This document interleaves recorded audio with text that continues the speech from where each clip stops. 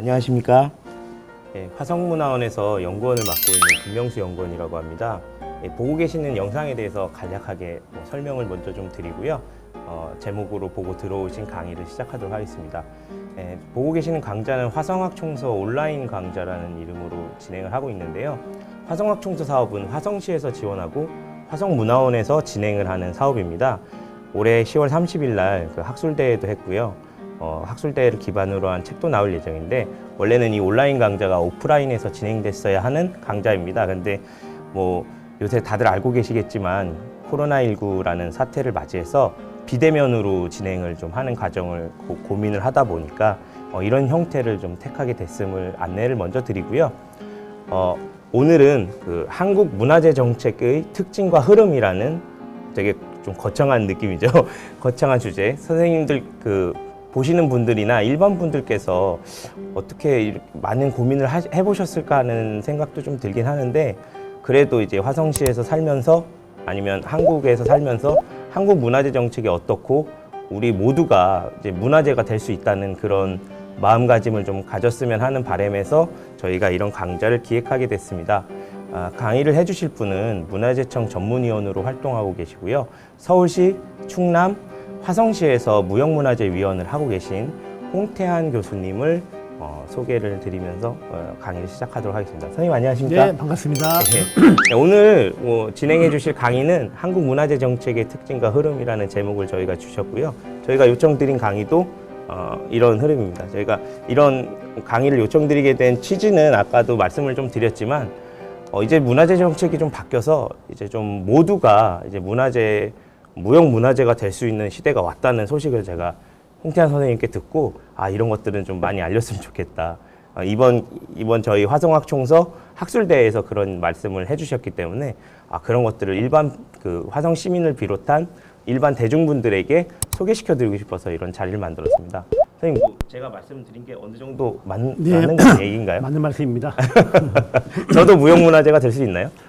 지금 우리나라의 국가무형문화재로 김장문화라는 게 지정이 되어 있어요. 그럼 저는 이제 어머니를 도와서 김장을 하면 그게 바로 이제 무형문화재의 활동이 되죠. 거기는 그렇군요. 과거처럼 인간문화재라 불리는 보유자가 없어요. 그냥 한국 사람 누구나 즐기고 하고 있는 김장문화의 담당자는 누구나 다 주체가 되는 겁니다.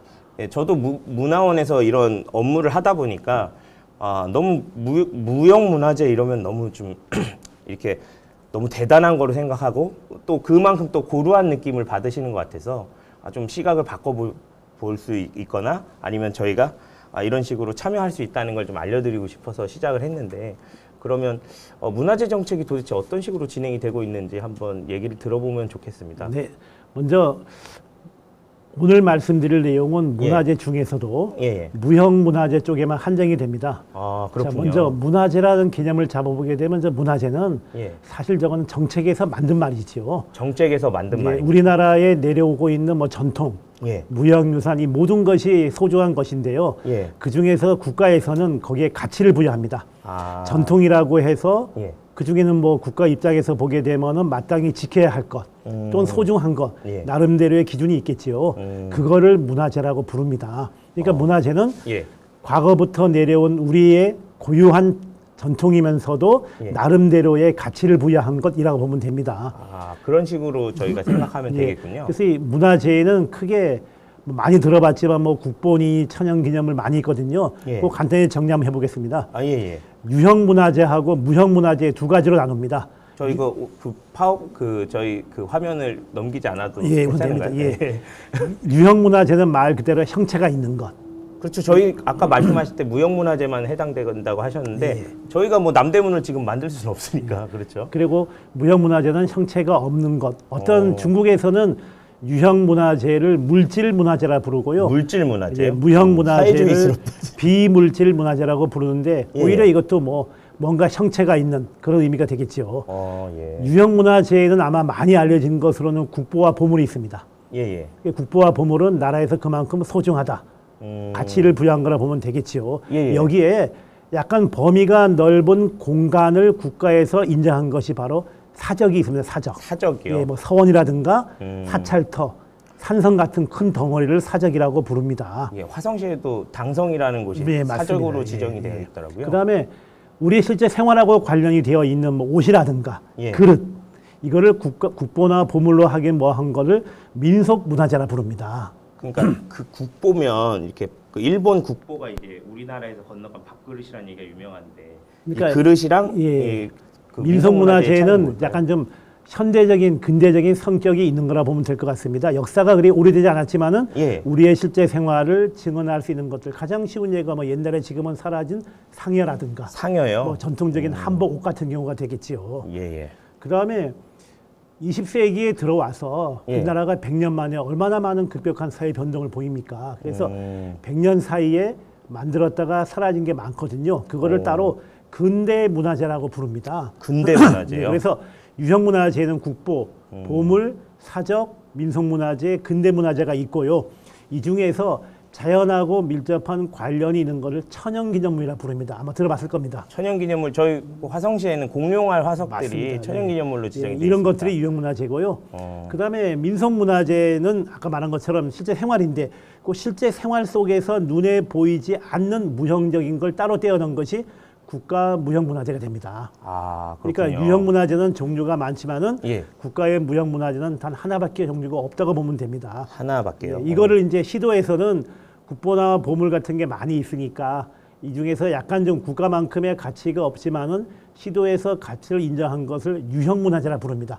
아마 다녀보게 되면 현판에 경기도 유형문화재 몇 호라고 써있는 경우가 많이 있습니다. 예. 그다음에 국가의 민속문화재가 있으면은 시도에는 민속 자료가 있습니다. 그러니까 국가만큼의 가치는 없지만은 시도에서 인정한 거라 보면은 되겠지요. 그런 것들은 문화재청에서 총괄하는 건가요? 국가의 경우는 문화재청이 총괄을 하고 있고요. 예. 시도소관은 시도의 문화재과가 총괄합니다. 예. 그다음에 국가의 무형문화재가 있다면은 시도에도 역시 시도 무형문화재가 있습니다. 예. 그다음에 시, 군구, 기초지방자치단체에서는 이 모든 것을 묶어서 향토문화재라 부릅니다. 향토문화재. 예, 그래서 향토문화재는 뭐 화성시라면 화성시에서 지정한 것으로 거기에는 유형과 무형과 민속자료가 모두 포함이 되겠지요. 예. 근데 사실 이런 범주는 예. 인류의 보편적인 틀하고 흡사합니다. 유네스코라고 들어보셨죠? 아, 유네스코요? 예, 많이는 들어봤는데 그냥 뭐 막 그때 뭐 제주도가 뭐 그거 그 유네스코에서 무슨 자연유산 된다고 막 전화란 얘기도 있었고 유네스코는 유엔에 있는 예. S과 할 때 E가 에듀케이션 교육이고요. 예. C가 사이언스 과학이고요. C가 컬처 문화입니다. 그러니까 그렇군요. 교육과 과학과 문화에 대해서 전체적인 세계 인류의 흐름을 잡아주는 기관이라고 보면은 될 것 같습니다. 여기에서는 우리나라의 유형문화재에 버금가는 걸로 세계유산이라고 있습니다. 세계유산이요? 예, 여기에는 문화유산과 예. 자연유산과 복합유산이 있습니다. 이 문화유산이 이제 우리나라로 말하면 이제 국보나 보물 같은 것이 되겠고요. 예. 자연유산이 우리로 말하면은 천연기념물이 될 것 같습니다. 복합유산은 자연 속에 인류가 만들어 놓은 건물이 함께 있는 경우. 예를 들면 우리나라에는 뭐 창덕궁의 후원문화 같은 경우, 그거는 그래요? 후원이라는 자연적인 조경하고 예. 사람이 만든 게 복합된 거 아니겠습니까? 예. 이 세 가지를 묶어서 세계유산이라고 부르는데요. 예. 이것이 20세기에 다가오면서 유네스코에서도 무형적인 곳에 관심을 갖자 해가지고 별도로 만든 것이 인류 무형유산입니다. 예. 그런 것들 막 서로 열심히 신청하려고 난리잖아요. 그다음에 인류가 그동안에 흘러오면서 만들어 놓은 것 중에서 예. 기록에도 관심을 가져서 만들어 놓은 게 기록유산입니다. 지금 우리나라의 뭐 조선 왕조실록, 그 뭐 광주 민주화 운동 관련 기록물 이런 것들이 된 것이죠. 그러니까 유네스코에는 세계유산, 무형유산, 기록유산 세 가지가 있습니다. 또 이와 별도로 전 세계에 있는 세계 농업기구에서는 농경문화유산 제도를 운영합니다. 그건 유네스코랑 다른 건가요? 예, 그거는 농경유산. 예, 농경유산은 인류의 농업기술 또는 농작물하고 관련되어 가지고 지금까지 내려온 걸 지정한 것인데요. 한국의 대표적인 거로는 다랭이 논이 있습니다. 다랭이 논이요? 예, 그런 경우는 농업유산이면서 약간 복합적인 성격이다 보면 되겠지요. 그럼 만약에 그게 그러니까 뭐 이런 거는 너무 스포츠 같이 얘기해서 좀 그럴 수도 있지만 다랭이 논이 약간 계단식 논이랑 좀 다른 건가요? 아니면 계단식 우리나라만? 우리나라에서 다랭이 논이라 부르고요. 그거를 이제 세계 농업기구에서 인정을 한 거라 보면 되겠죠. 그러면 이제 우리나라의 다랭이 논을 이렇게 농경유산으로 선정하면 그게 국적이 우리나라로 되는 건지 아니면 뭐 그런 것들 궁금해하실 것 같아요. 아니, 화성에 있는 문화유산은 화성 것이요. 당연히 대한민국의 것이고 이제 그것에 가치를 부여하거나 보존 관리가 인류적인 차원으로 간다고 보면 되겠죠. 아, 그렇게. 그다음에 우리나라에 있는 뭐 갯벌 같은 경우는 또 세계 해양유산이 따로 있습니다. 그렇군요. 엄청 많네요, 뭐가. 그런데 이제 오늘 말씀드릴 내용은 그 중에서도 무형문화재에 한정되는 것입니다. 그러니까 눈에 보이지 않는 뭐 전통적인 거를 묶은 거라 보면은 될 것 같습니다. 아마 모두가 함께 할 수 있다고 제가 얘기한 그게 그런 무형문화 유산이기 때문에 그런 것 같습니다. 예. 근데 우리나라에서 사실 이 무형문화재에 관심이 높아지게 된 거는 얼마 되지 않습니다. 예, 사실 문제라고만 얘기만 하지 뭐 그게 뭔지 정확히 아는 분이 별로 없는 것 같아요. 그래서 우리나라는 다른 나라하고 달리 36년간의 일제 강점기라는 어두운 시절을 거칩니다. 예. 그 시절을 거치면서 우리의 전통 문화가 상당히 많이 깨어지게 되거든요. 그래서 국권이 회복되자마자 우리의 전통적인 문화를 살리자 하는 움직임이 있었는데 바로 6.25 전쟁이 벌어지게 되겠지요. 사회 혼란이 벌이다 보니까 1962년에 와가지고 비로소 문화재 보호법을 만들게 됩니다. 이때 이제 문화재라는 말이 생기게 되는데 여기에 배경이 된 것이 바로 일제 강점기 그리고 6.25 전쟁으로 인한 사회 혼란이 극복되면서부터 우리가 가지고 있는 소중한 우리의 전통에 대한 관심을 높이자 해가지고 이때 처음으로 문화재 보호법이 만들어지게 되고요. 이 법에 아까 말씀드린 국보라든가 보물, 사적 이런 것들이 포함이 되는데 이 법 속의 한 부분에 무형문화재도 우리가 다루자 해가지고 처음으로 62년에 이것이 법에 포함이 됩니다. 그래서 이때 주로 다룬 개념화한 것이 첫째가 음악입니다. 음악이요? 뭐 성악, 판소리 같은 성악, 뭐 대금 산조와 같은 기악 이런 것들도 한번 우리가 다뤄보자. 그 다음에 연극이라고 이름 붙여놓았지만은 뭐 탈춤이라든가 무당굿 이런 것들이 여기에 포함이 되게 되고요. 그 다음에 무용이라고 해서 우리가 지금은 널리 알려져 있는 뭐 처용무 뭐 이런 어떤 민속춤이 여기에 포함이 되게 되고요. 그 다음에 조형 기술이라고 해서 부채 만드는 선자장, 뭐 꽃신 만드는 화회장, 뭐 기와 만드는 제화장, 쉽게 말하면 손기술이죠. 이런 것들도 포함시켜보자.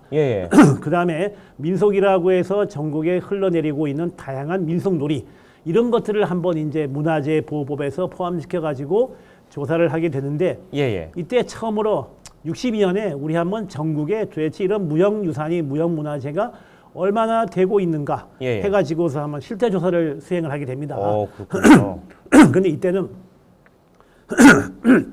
전국을 다 조사하기보다는 그때 남아있던 주요한 인물 중심 아무래도 뭐 그때가 나라가 건국된 지가 채 20년이 안 된 시기다 보니까요.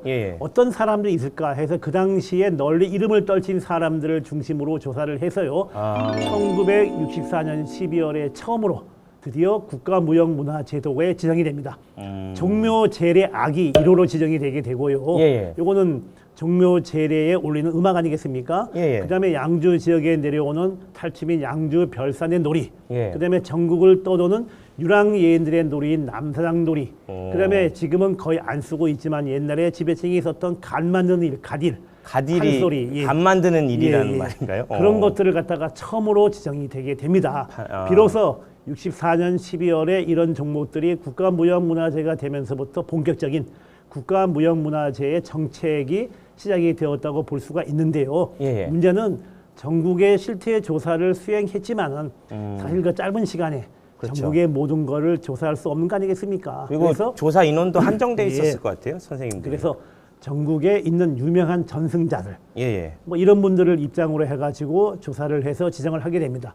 이건 상당히 의미가 있습니다. 무형문화제도가 시작이 되었다라는 의미도 있지만서도 무엇보다도 관심의 대상이 되지 않았던 또는 사람들이 국보나 보물보다 약간 낮게 보았던 우리의 민속도 훌륭한 문화재가 될 수 있다는 인식을 준 것은 굉장히 주목할 만이라고 볼 수가 있고요. 실제로 이 일은 나중에 유네스코에서 인류무형유산 제도를 처음으로 운영할 때 상당히 모범적인 사례로 높은 평가를 받은 부분입니다. 아무것도 없는 상태에서 전국의 무형문화재를 실태를 조사하고 그 중에서 가치가 있는 것을 골라가지고 지정한 것은 유네스코로부터 상당히 높은 평가를 받았다고 볼 수가 있습니다. 예, 선생님 그럼 잠시 죄송하지만 지금 62년도에 생긴 문화재 보호법이 유형 문화재 보호를 포함하는데 제대로 그러니까 무형 문화재를 보호하기 시작한 시점이라는 게 제대로 그런 활동이나 이렇게 지정이 되고 그런 시점이 64년 12월이라는 걸로 좀 정리를 할 수 있을 것 같아요. 62년에 법이 만들어지고 조사를 하고 지정을 하자. 그래서 첫 지정이 이제 64년 12월에 된 것이죠. 예, 그렇군요. 자, 근데 이것이 70년대가 되면서부터 사람들의 관심이 높아지게 됩니다. 그래서 그동안에는 어떤 사람이 어떤 종목을 하고 있다. 또는 과거에 이런 것이 있었다더라. 그러면 그거 한번 살려보자. 바로 그거를 재현이라고 부릅니다. 재현. 그러니까 이거는 뭔가 기록에 남아 있거나 누가 했던 사람이 있으면은 우선은 급하니까 살리는 데 초점을 맞췄는데 70년도가 되면서부터 한 10여 년의 세월이 흘러가다 보니까 나름대로의 제도가 체계적인 안정에 접어들게 됩니다. 재현을 하는데 이거 뭐 한두 사람이 했다고 해서 그 사람 말을 믿을 수가 있느냐? 그런 문제가 있겠네요, 진짜. 학술적으로 한번 검토 한번 해보자. 그 다음에 한두 사람이 기억을 못하더라도 그 마을, 어떤 지역에 살고 있던 다수의 사람이 기억하고 있다면 그 있는 거 아니겠느냐? 그래서 이때부터 발굴이라는 말을 쓰게 됩니다. 발굴이란 말이 70년대부터 시작이 된 그러니까 거군요. 무덤을 파내서 도자기라든가 유형 문화재를 찾아내듯이 무형 문화재도 사람들의 기억 속에 있는 거라면 찾아보자 해가지고 발굴로 가게 된 겁니다. 그렇군요. 그리고 한 번 재현되고 발굴된 거를 그냥 방치하게 되면 사라지니까 유형 문화재는 도자기는 전시를 잘하고 진열을 잘하면 살지만은 무형 문화재는 눈에 보이지 않은 거니까 금방 사라지지 않겠습니까? 이거 보호하자. 해가지고 70년대에 문화재 보호법이 확정되죠. 발굴과 그렇군요. 보호로 넘어가게 되고요. 그리고 60년대에는 기억하고 있던 한두 사람을 초점을 맞추어서 재현을 했다면 이때부터는 제도적으로 보장을 하게 됩니다. 예를 들어서 어느 마을에 가서 어떤 사람들의 어떤 기억을 어떻게 끄집어낼 것이냐, 그리고 어떤 근거를 인정할 것이냐를 갖다가 제도적으로 보완을 하게 되는 겁니다. 그렇군요. 그리고 이때 상당히 중요한 변화가 전국 민속예술경연대회가 60년대부터 생기고 있습니다. 이거는 이게 이때 생긴 거군요. 전국 민속예술경연대회는 전국에 흩어져 있는 우리의 기억 속에 살아있는 또는 몇 사람만 하고 있는 전통적인 민속예술을 경연대회에 올리는 겁니다. 그러면 이제 그동안은 학자들이 찾아냈다면 밑에서 이제 올라갈 수 있는 국권이 마련이 되는 거네요. 거기에 입상을 한 종목은 무조건 무형문화재로 만드는 겁니다. 그렇군요. 그래서 이 당시에 대통령상을 받게 되면은 가치가 있다. 그래서 국가무형문화재로 인정을 받게 되는데요. 이때 입상작이 꽤 많아요. 보통 한 번 할 때마다 10.5 이상이 나오니까 그러면은 국가가 되지 않은 것은 시도로 보내자 해가지고 이때 처음으로 시도 무형문화재 제도가 생기게 됩니다. 그러니까 대상은 국가문화재가 된다면 뭐 장려상 정도 했으면 이것도 좀 중요한 거니까 시도에서 좀 챙겨라 이런 식으로 된 거라고 봐도 되나요? 무슨 말이죠? 대통령상이 장려상보다 반드시 좋은 건 아니지만은 그렇죠. 뭐 사람들이 뭔가 제도적으로 만들다 보니까 그래서 이제 이때 시도 무형문화재 제도가 전국적으로 시행이 되게 되는데요. 문제는 지금 김명수 선생님이 지적하신 것처럼 대통령상을 받은 거는 국가로 보내고 뭐 우수상이나 장려상은 시도로 보내면 좋은데 이게 그렇지가 않아요. 어떤 해는 대통령상을 받은 게 시도로 가고 장려상을 받은 게 국가로 가기도 하는 겁니다. 다시 말하면은 기준 자체가 없어요.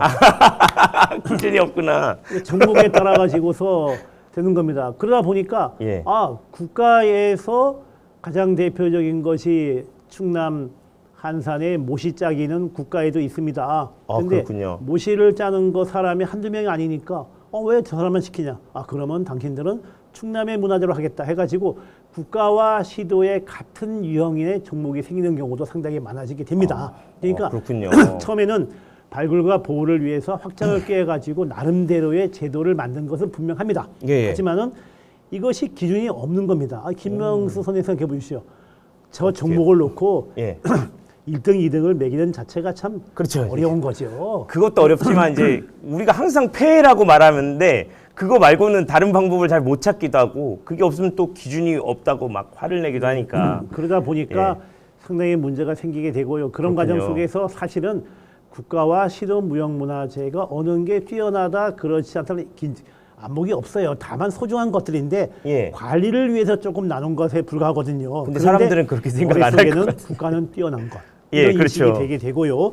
그런 과정 속에서 무형문화재의 보유자란 말을 씁니다. 무형문화재가 되면은 가장 핵심적인 사람을 보유자, 인간문화재라 부르게 되고요. 예. 그 보유자를 도와주는 사람을 전수조교라 부르게 됩니다. 예. 그리고 그런 사람을 도와가면서 교육을 받은 사람을 이수자라고 부르게 되거든요. 근데 이건 당연히 모두 다 동일하게 무형문화재라는 것을 활성화하는 공동의 역할을 가지고 있는데 예. 언제부턴가 보유자는 최고, 예. 이수자는 아랫사람이라는 그런 인식이 깊어지는 것도 하나의 문제점이 되기도 합니다. 무슨 폐해 같은 거 얘기할 때 꼭 그렇게 이수자들이 너무 좀 뭐랄까 좀 혹사당하고 뭐 그런 얘기를 많이 하잖아요. 예, 그러다 보니까 예. 안 되겠다. 그래서 1990년대에 와가지고 무형문화 제도가 상당히 객관적인 정착을 하는 과정을 거치게 됩니다. 그렇군요. 첫 번째가 예. 보유자 도대체 인간문화재는 어떤 식으로 하느냐. 80년도까지만 해도 그런 기준 자체가 상당히 애매했어요. 다는 아니겠지만은 예. 심사하는 사람들의 입장에 따라서는 객관성이 조금은 흐려질 가능성도 없지 않아 있습니다. 호불호가 있을 테니까요. 그렇죠. 그분도 그러다 보니까 중요한 게.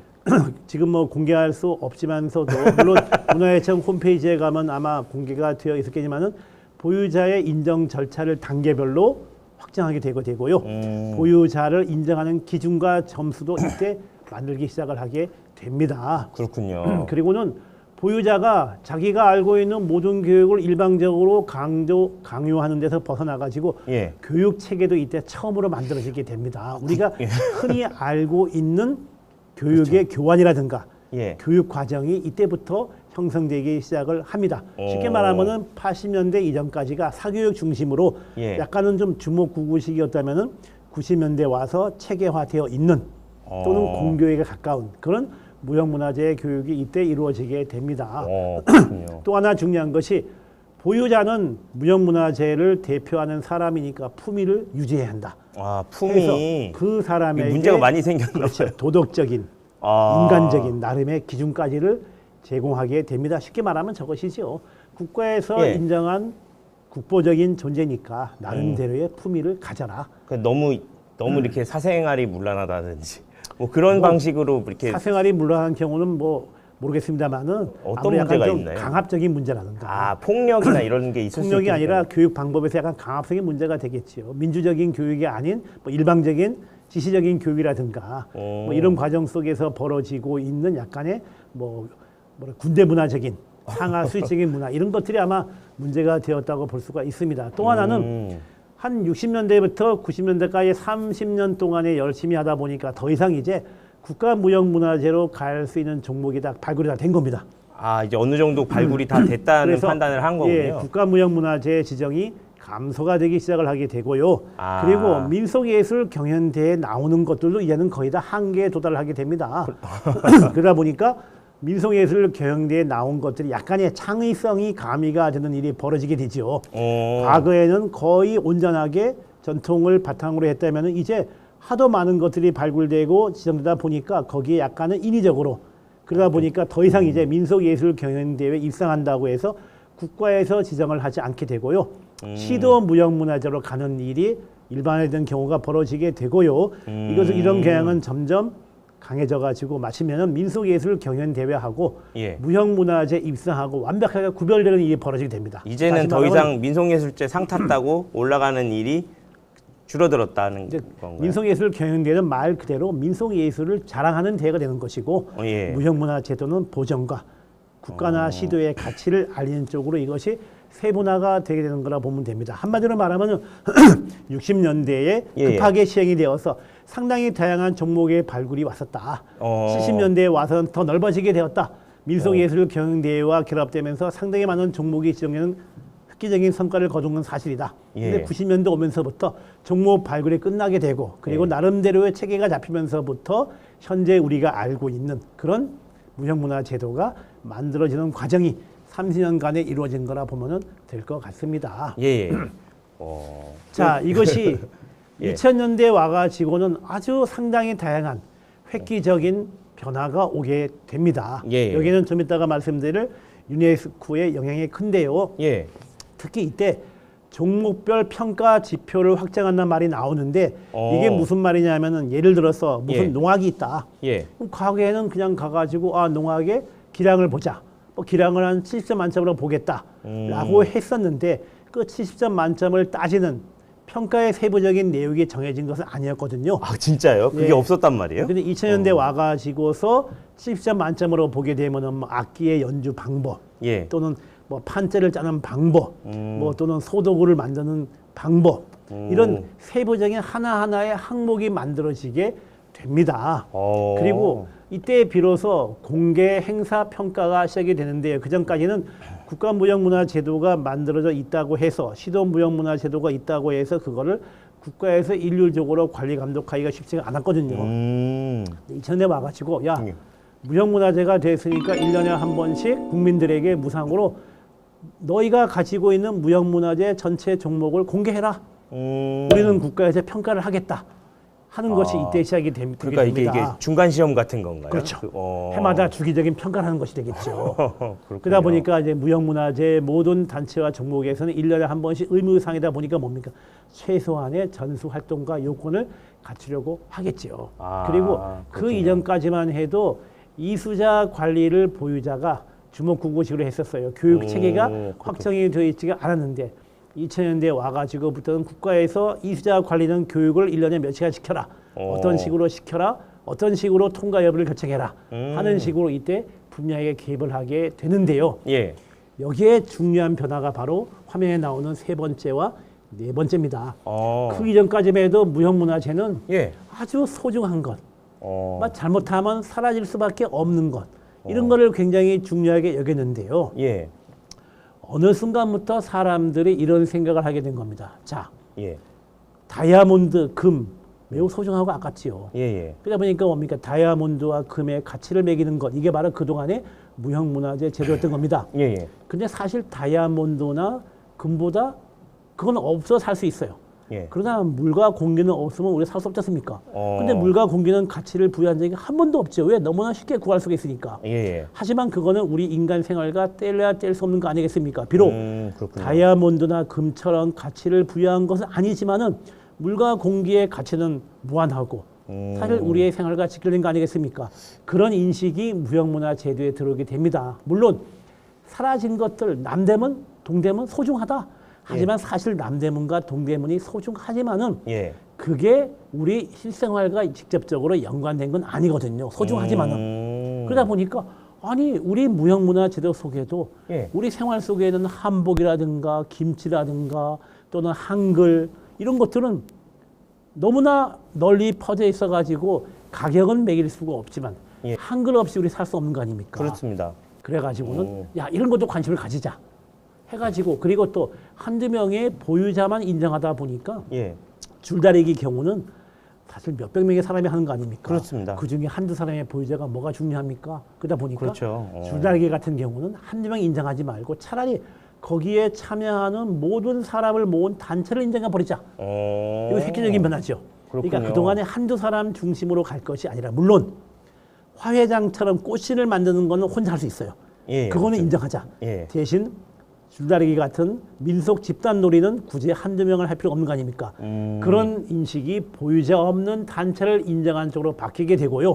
그리고 한글이나 공기처럼 무형문화재에서도 우리 굳이 뭐 보유자 없이 그냥 이것만 아끼자 하는 그런 움직임이 이때 나오기 시작을 하게 됩니다. 이거는 되게 혁명적인 변화이긴 하네요. 그럼요. 그리고 희소성에서 벗어나는 그런 개념인 것 같아요. 이제. 그렇죠. 그러니까 희소성의 범위를 넘어서 가지고 보편적이면서도 우리 생활하고 뗄래야 뗄 수 없는 것들. 그리고 실제로 중국 같은 경우는 이런 움직임을 진작에 보였지요. 그냥 보유자 보유단체 없이 뭐 농악 또는 무슨 춤 이런 것들을 국가에서 지정해가지고 그거 자체를 발굴하고 보존하는 겁니다. 만약에 어느 종목의 보유자와 보유단체가 있으면 그 두 사람이 모든 지원책을 독점하겠죠. 근데 아무것도 없이 누구나 다 희망하는 사람에게 지원해준다면 오히려 활성화가 될 수가 있겠지요. 그래서 이때부터 그렇군요. 이제 두 가지 흐름이 나오게 됩니다. 예.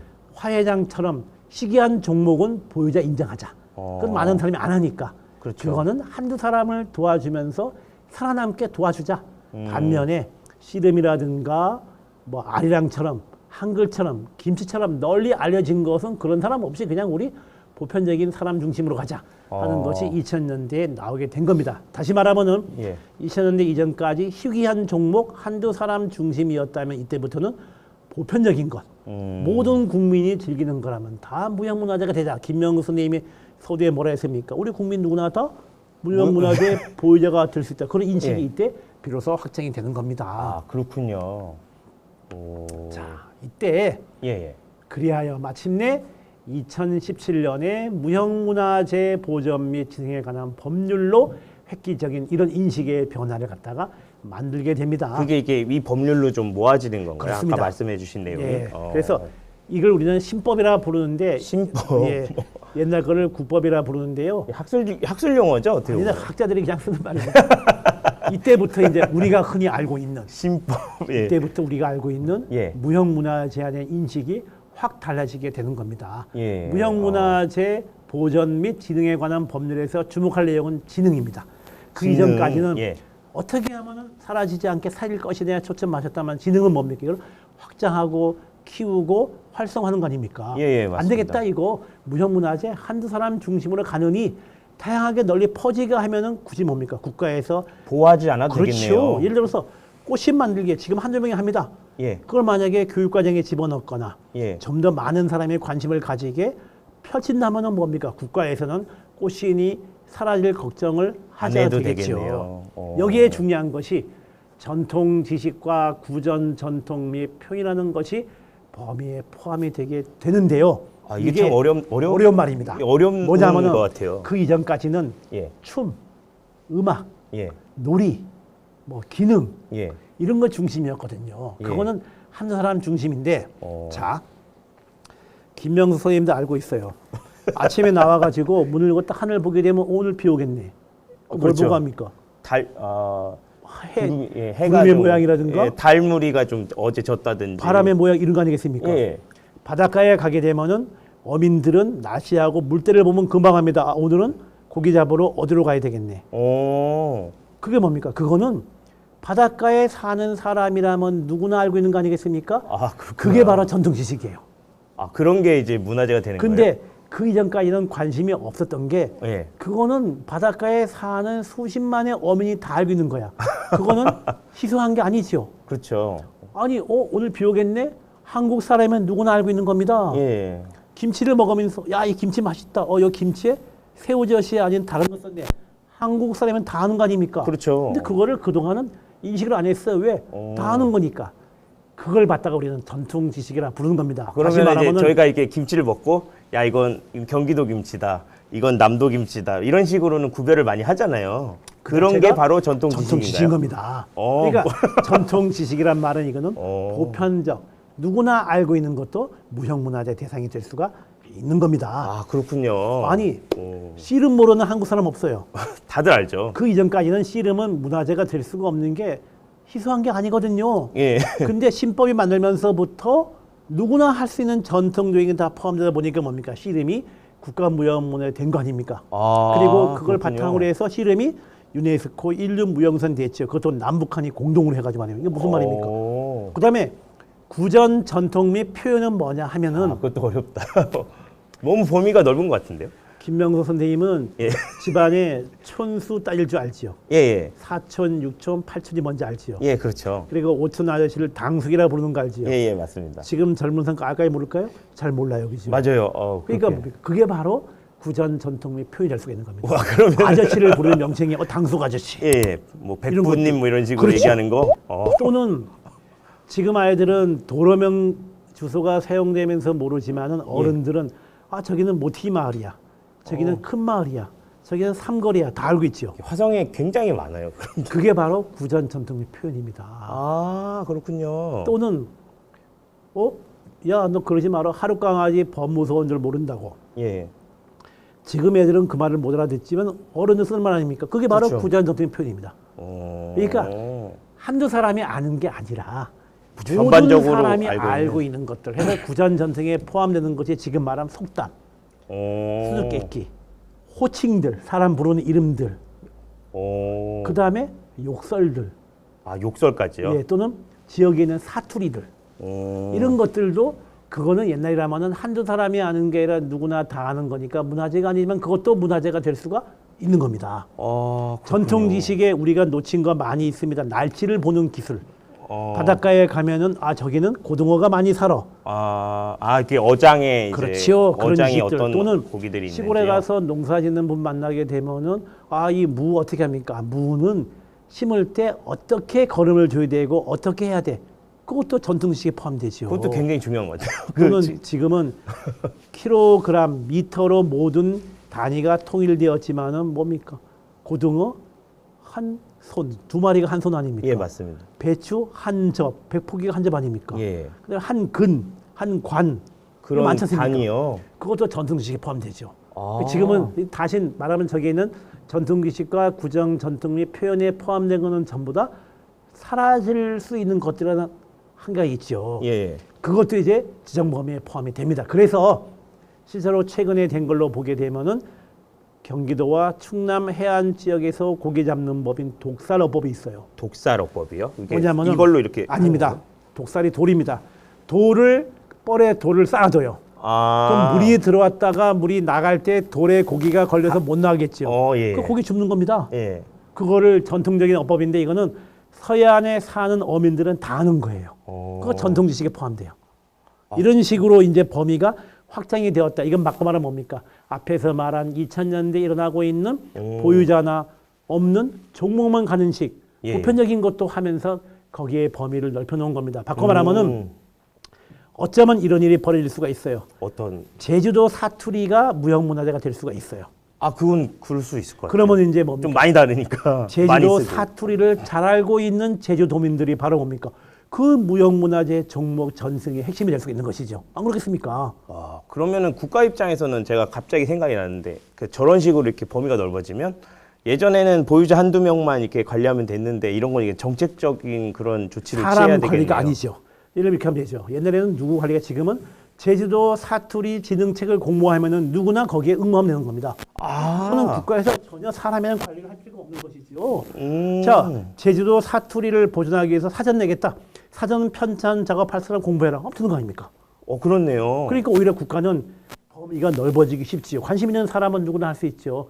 지금 해녀 문화가 국가 무형 문화재 되어 있거든요. 예. 국가에서는 해녀에 대한 해녀 물질에 대한 용어를 수집하겠다. 공모해라. 누구나 하는 겁니다. 오히려 관리가 쉬워져 볼 수 있겠죠.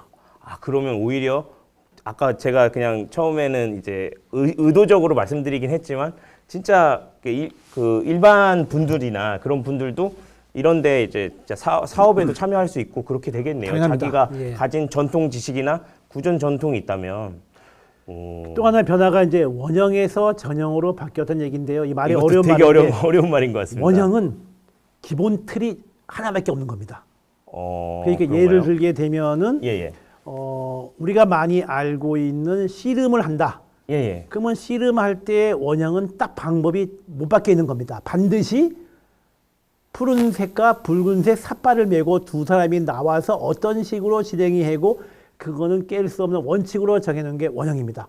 쉽게 말하면은 붕어빵 파는 곳에 가게 되면은 모든 붕어빵은 틀에 이렇게 똑같지요. 예. 그게 원형입니다. 그러니까 무형문화재도 똑같아야 한다.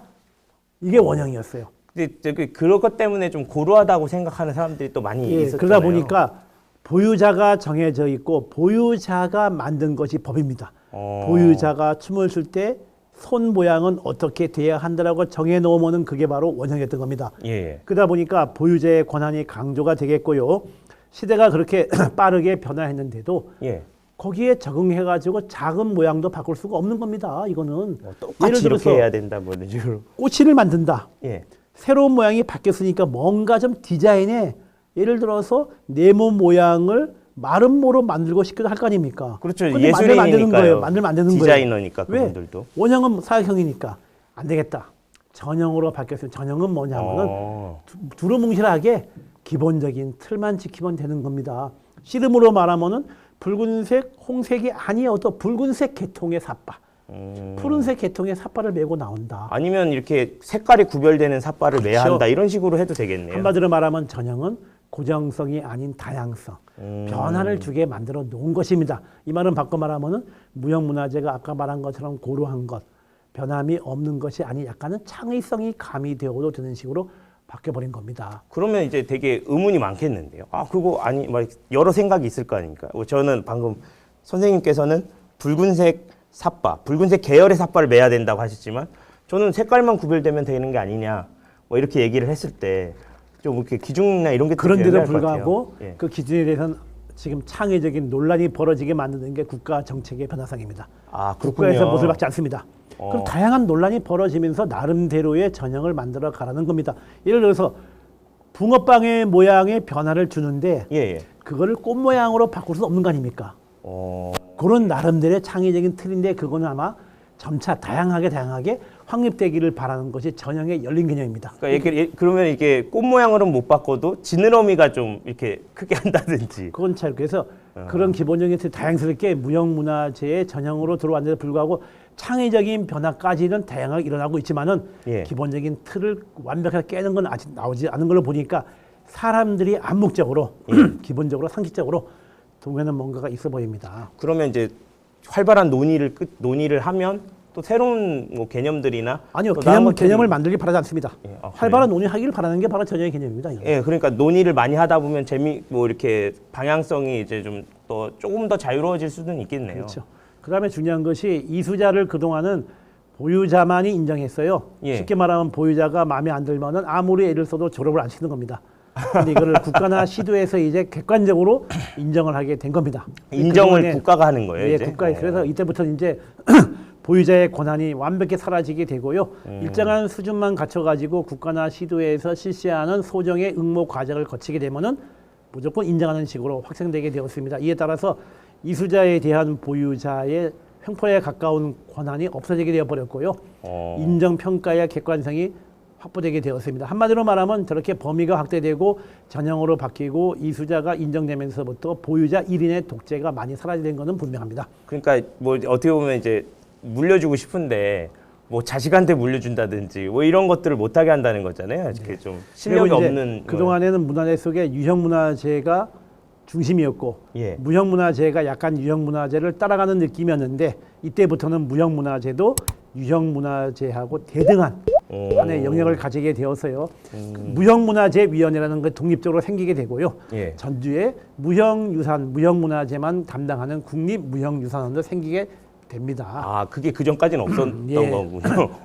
여기에 가장 큰 영향을 준 것이 유네스코 체제입니다. 우리나라 사람들이 굉장히 좋아하는 것 같아요. 이 유네스코에 뭐 바로 들어간다는 게 앞에서 말한 그런 모든 사람이 함유하고 있는 보편적인 거를 강조하는 것이 바로 유네스코 체제입니다. 그러니까 유네스코는 전통부터 과거에 끈끈이 이어오면서 현재 의미가 없는 쪽에 영향을 주지 않고요. 예. 인류 무형유산 제도를 만들어 놓았는데요. 예. 가장 중요한 것은 생활에 살아 있어야 하는 걸 초점을 내세웁니다. 아, 이제 살아 있어야 된다. 그러니까 화훼장 같은 경우는 꽃이 만들기에 지금 살아있지 않지 않습니까? 그렇죠. 그것도 중요합니다. 하지만은 유네스코는 생활에 살아있는 김치 문화, 씨름 같은 것이 오히려 중요하다고 보는 겁니다. 또 하나가 세대가 연결되어야 한다고 봅니다.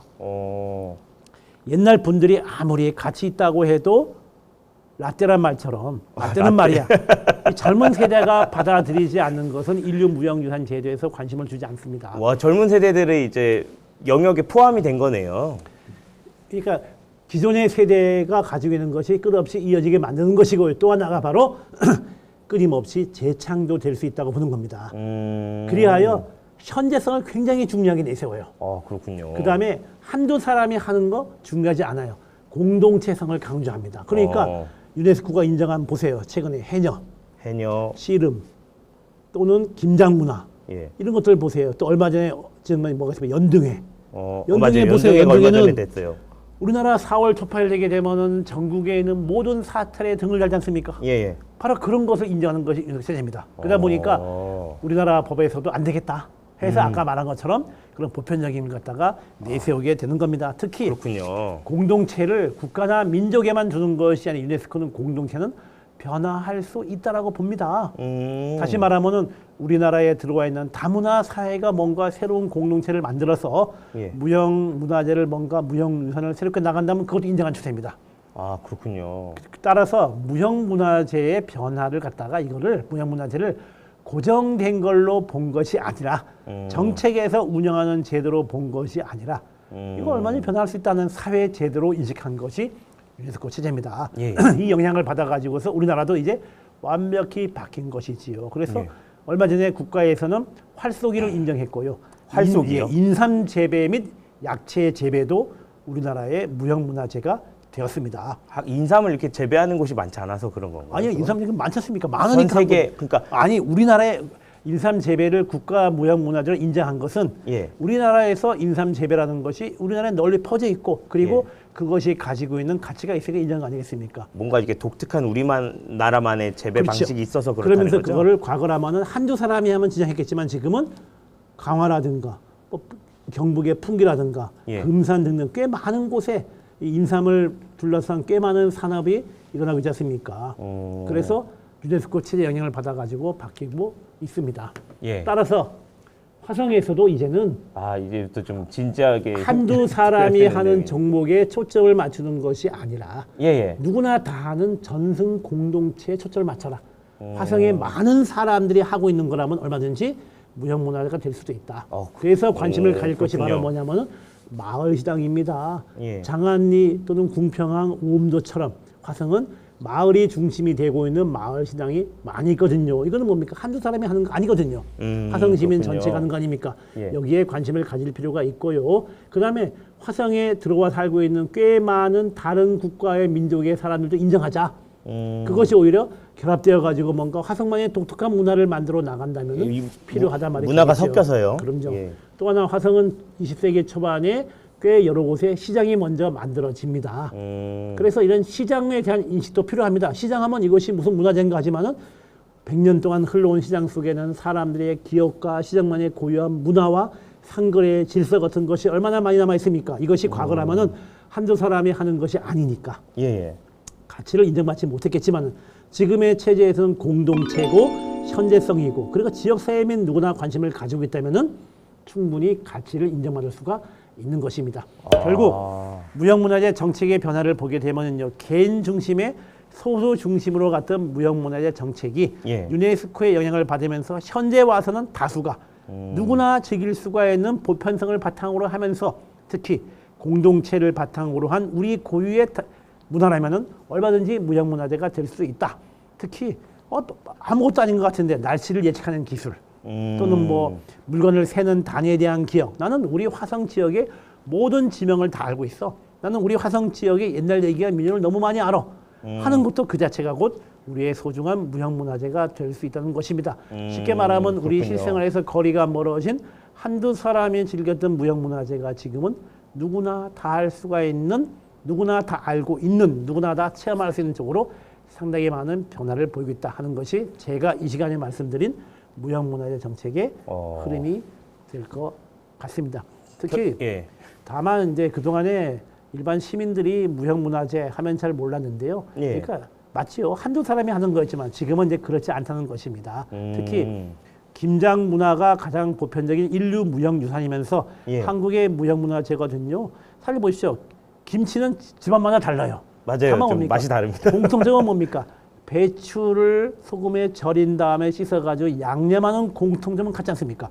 그 양념의 종류는 집안마다 다르지요. 그럼 뭐가 됩니까? 나도 우리 집에 담그는 독특한 김치가 있다면 그것은 뭡니까? 바로 국가의 무형문화재고 인류 무형유산 되는 겁니다. 국가에서는 김치에 대해서 김장 문화에 대해 다양한 사업을 공모합니다. 거기를 보게 되면은 뭐 김치를 갖다가 새롭게 발굴하는 또는 김치를 소재로 한 다양한 음식 문화의 개발 같은 경우 전부 다 인류 무형유산과 국가 무형문화재 진흥책의 하나가 되니까 모두 내가 하는 실제 생활에 하는 건 모두가 활쏘기를 보는 자체, 씨를 보는 자체가 바로 국가 무형문화재와 인류 무형유산의 활동의 하나가 되는 겁니다. 그런 흐름을 받아들여주면은 좋겠습니다. 이게 굉장히 그 빠르게 그 주요 개념들을 설명을 잘 해주셔가지고 아까 저희가 지금 핵심으로 생각했던 건 이 어쨌든 저희가 화성문화원에서 화성 시민들에게 이 영상을 제공하는 거니까 화성 시민들이 이제 문화재가 이제 정말 남의 일이 아니고 이제 우리 주변 이웃의 일이고 나도 할 수 있다는 걸 좀 알려주고 싶어서 이렇게 강의를 기획하긴 했는데요. 얘기를 들어보니까 굉장히 좀 범위도 넓어지고 누구나 할 수 있는 방향으로 나가고 있다는 거는 좀 잘 이해가 됐습니다. 근데 어차피 저희가 이제 문화재에 대해서 얘기를 하니까 저희 요새 이제 좀 화제가 되고 있거나 뭐 그런 것들에 대한 몇 가지 질문을 좀 제가 드리고 싶은 게 있는데 이거는 저희가 진행할 때 뭐 이렇게 대본을 짜서 하는 게 아니기 때문에요. 한번 제가 좀 드리고 싶은 질문이 하나 있는데 저희가 요새 젊은 사람들이 보면 중국과 문화 갈등이 되게 많잖아요. 예를 들면 뭐 중국에서 뭐 한국의 한복은 명나라 옷이라고 한다든지 뭐 예전보다 뭐 단어를 다 뺏어갔다고 한다든지 이런 식의 문화 갈등 같은 것들이 있어요. 이런 것들에 대해서 뭐 특별히 이제 답을 내려주신다고 꼭 우리 거만 맞다 뭐 이렇게 얘기하신다기보다 그런 갈등이 생기는 과정에서 이제 문화재 정책이 이제 이렇게 변화하는 게 어떤 의미가 있을까요?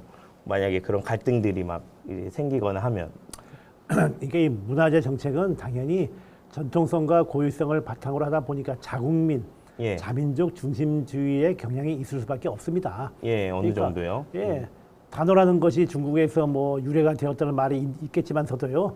그런 자국민 입장으로 보게 되면 충분히 할 수 있는 말이 될 거라 생각이 듭니다. 중국 사람들 입장에서는요. 그런데 보게 되면 문제는 유네스코에서는 그런 관점을 넘어서 가지고 인류 보편적인 관점으로 간 거 아니겠습니까? 예. 그래서 결국은 이런 최근의 문화 정책의 흐름이 협소하고 어느 특정 공동체 중심에서 벗어나가지고서 보편적인 가치 획득으로 나아가고 있거든요. 그런 점으로 보게 된다면은 그거는 뭐 충분히 그럴 수 있다고 생각하면서 거기에 굳이 일일이 대응할 필요는 없다는 생각을 들게 됩니다.